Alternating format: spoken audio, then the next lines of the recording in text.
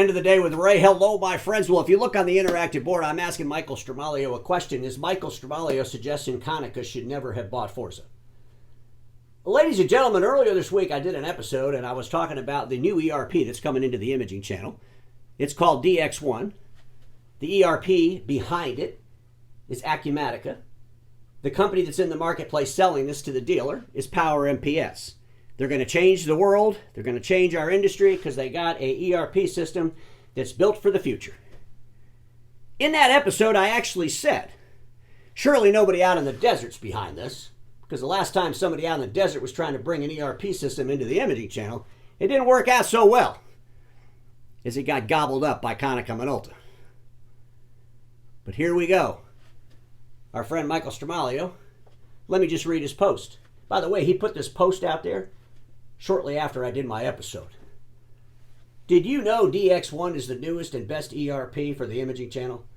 Ask Gavin Williams. We all know that Gavin Williams is the gentleman that was with Mike Stramaglio schlepping the FORZA product to the dealers before Konica Minolta bailed it all out, right? Ladies and gentlemen, I really believe this. When I saw this post, I thought to myself, has Michael started a satire series? You know, I like to do the satire series stuff. He's got the Frank Sinatra podcast thing going on. I'm thinking maybe he's going to do some satire. Either that or he's just giving me content for my next satire rumors roast. So, ladies and gentlemen, I have a challenge for Michael Stramaglio. I know we all like challenges in our industry. Here's my challenge, Michael. I challenge you to debate, and I think we should have the debate at your meeting. If you want to go out there and promote another ERP system that's going to change our industry, I think you need to explain why the last one failed so miserably. I've got some attendees that we could invite to this debate we're having. We could do it like a panel. I've got some questions. I'll even give you the questions that I'll ask, and you don't even have to give me the questions you're going to ask me. But I got to be honest with you. I think our industry needs this debate before anybody spends one penny on a new ERP to change our industry. Ladies and gentlemen, we're seeing what's going on with some of these DCA tools in legal battles. We're seeing what's going on as some of these DCA tools are getting bought up by private equity and major distributors, and the original founders leaving the companies. Our industry has got to stop chasing fantasies. There is no software on the frickin' planet that's going to do everything. And when people say that, it just leads me to believe that they're completely naive. And this software and the FORZA software are not going to do what you all think it's going to do to change the industry. It's just cut and dry. They've got a failed approach. And we need to discuss it honestly and openly. I want to share some thoughts with you. First thing I want to do is I want to talk about SAP. We all know SAP, right? SAP's a $34.3 billion in revenue in the year 2022. I converted the euros to revenue. $34.3 billion. They were the backbone ERP system behind FORZA. It didn't work when MWAI was working with SAP. Konica bailed them out. And now you got Power MPS. The back end of that is a company called Acumatica. Acumatica is talking about hitting $24.5 million in revenue in 2023. They actually did that in 2022, so I think that's a print error. So I want to clarify that. In 2022, they did $24.5 million. So far, their funding up to date is $48.3 million. It's an upstart.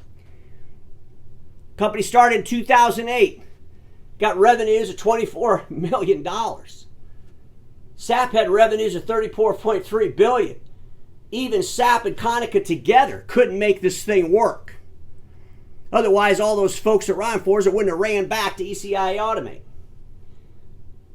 Ladies and gentlemen, this is a fantasy. And more importantly, it's a second fantasy. We're not going to fall for this again, and I hope we do a lot more due diligence. And I'm going to do everything I can to help you through that due diligence. You can read about this stuff, folks. This is the information when Grey Rock Capital made an additional investment into MWAI because everybody thought this was going to be the big home run. We're going to change the industry's ERP. Michael said in his little post that we got to get rid of the 1992 Buick. Well, I got to tell you something, Michael. There's more 1992 Buicks out on the road than there is FORZA customers. There's more 1992 Buicks on the road than there is Acumatica customers. There's more 1992 Buicks on the road than there is Power MPS customers. It's not about how old something is. It's about, is that something the right vehicle for our industry? And your last attempt with FORZA proved that it is, because they all went back to it for the most part. Now I want to talk about the debate in the panel. Michael, I suggest we get out in the desert and we invite these people to sit on the panel. Rick Taylor, the former president of Konica Minolta USA. You yourself, Michael. Drew has been heading up the all-covered portion of FORZA. Since Konica Minolta bought that, I believe he's still doing that, but we should get some input from him because he's at the street level. And the new president of Konica Minolta USA, Sam. There we go. Let's get him up on stage. Let's talk about this. Let's bring in an appropriate representative from Grey Rock Capital, the investors behind MWAI. Let's bring some dealers in who've left FORZA and went back to ECI and talk to them about why they left and the processes that it took to go back and the amount of money they spent to go on FORZA. And then we can answer these questions. What was the actual loss to Grey Rock Capital or any MWAI investors when FORZA went to crap? What did Konica actually buy MWAI for?